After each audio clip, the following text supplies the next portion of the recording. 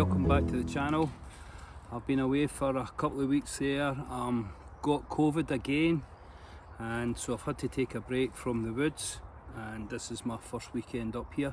So I'm just up doing a little bit of fire prep for my fire, as the stuff I had prepped previously I had burnt on this fire today. So what I've done is brought out my BROC Small tracker. This is this knife here, and I got this knife a number of years ago in a trade-in, and it's a cracking bushcrafting knife.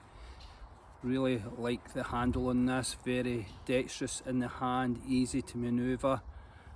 I think it's a copy, or the front half anyway, is a copy of the T3 size wise, and you can see it's 4mm in stock, and this is why I keep this as my dedicated bushcrafter. I prefer my trackers myself personally to be a bit heavier in the stock, and I'll show you what I mean. I'll just get the Scout here by Origin. Look at the difference in the thickness.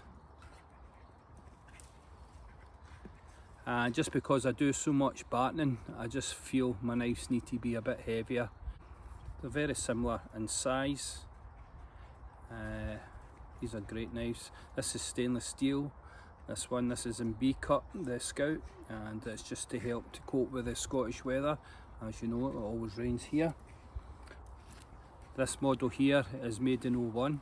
I've done a number of videos on this when I first got it, and I used this during the technique videos a couple of months back there, and that was the last time I had it out. So I just thought I'd get it out today and do a little bit of bushcrafting with it, and I think it's great for that.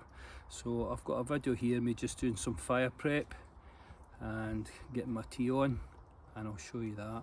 But I can highly recommend this blade here. It's done by David Crawford of BROC Knives in Ireland, and you can see it's got his logo or name stamped on the front here.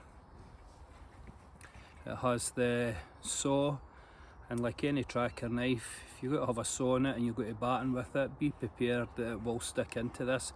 The teeth in this blade are really thin, and it does stick in your batten quite a bit, but that's part and parcel if you're going to use a tracker with a saw, and I've told you that in my previous videos. But I could highly recommend this, so why don't you pop over to Davy's site, BROC Knives, and have a look at this. I've also got the larger model, and I really like that too. So there you go, this is the BROC knife, and it comes in a cracking leather sheath. Look at this,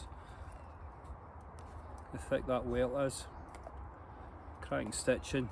I just Vaseline this up and it keeps it nice and supple, and when you put it away, just give it a quick squeeze and it slides in there, and it sits in nice and deep. And I have the old 1-inch belt loop here.